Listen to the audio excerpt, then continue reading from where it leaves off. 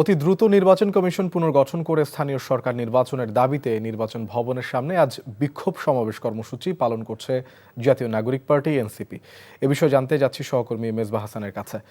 Mezba, NCP নেতারা কি বলছেন, তাদের কর্মসূচি সম্পর্কে আমাদের জানান।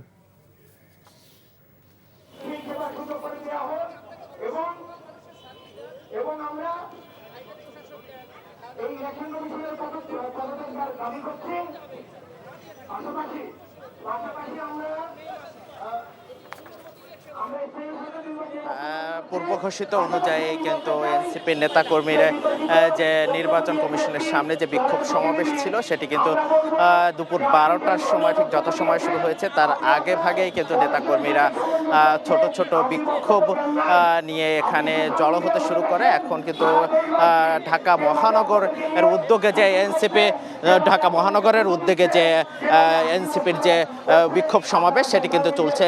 এনসিপি নেতারাও তাদের বক্তব্যে দাবি করছেন যে কোনোভাবে নির্বাচন কমিশন অনেক ক্ষেত্রে পক্ষপাত তুষ্ট হয়ে গেছেন, সেক্ষেত্রে তারা অভিযোগ করছেন এবং সেই অভিযোগ তুলে তারা বলছেন যে নির্বাচন কমিশনকে পুনর্গঠন করার তারা দাবি জানিয়েছেন। একই সাথে স্থানীয় সরকার নির্বাচন, দ্রুত স্থানীয় সরকার নির্বাচনের দাবি কিন্তু তারা জানিয়েছেন। নেতাকর্মীরা সকাল 11টার পর থেকে কিন্তু এখানে ছোট ছোট খণ্ড খণ্ড মিছিল এখানে গেছে জড়ো হন এবং মহানগরীর নেতৃবৃন্দরা এখন বক্তব্য রাখছেন।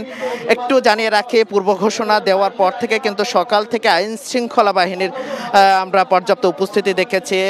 র্যাব, সেনাবাহিনী, পুলিশ, বিজিবি সহ বিভিন্ন নির্বাচন কমিশন ঘিরে কিন্তু আইন শৃঙ্খলা বাহিনীর ব্যাপক উপস্থিতি আমরা দেখতে পেয়েছি।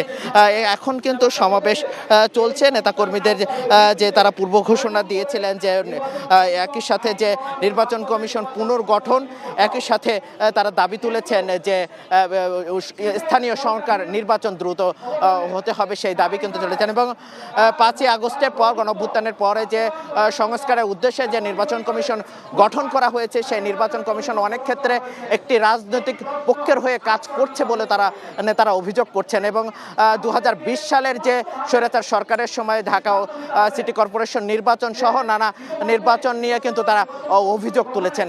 এই ছিল নির্বাচন কমিশনের সামনে থেকে সবশেষ। মোর্শেদ।